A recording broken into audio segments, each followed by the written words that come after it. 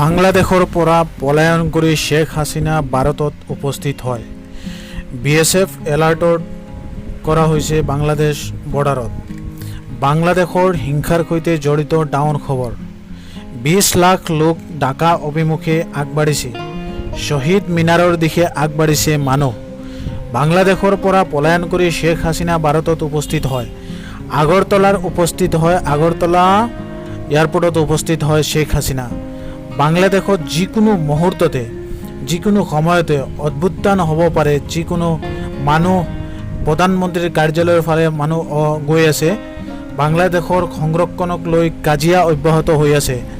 ছাত্ৰ মুক্তি সংগ্ৰাম সমিতি লৈ পেলাই বাংলাদেশত এটা ভয়ংকৰ পৰিস্থিতিৰ সন্মুখীন হৈছে। বাংলাদেশৰ সীমান্তত BSFৰ সতৰ্কবাণী কৰি দিয়া হৈছে, কাৰণ যিকোনো মুহূৰ্তত পৰিস্থিতি ভয়ংকৰ হ'ব পাৰে। বাংলাদেশৰ প্ৰধানমন্ত্ৰীয়ে বৰ্তমান সময়ত তেওঁ নিজে পদত্যাগ কৰিছে আৰু বাংলাদেশৰ পৰা পলায়ন কৰিছে।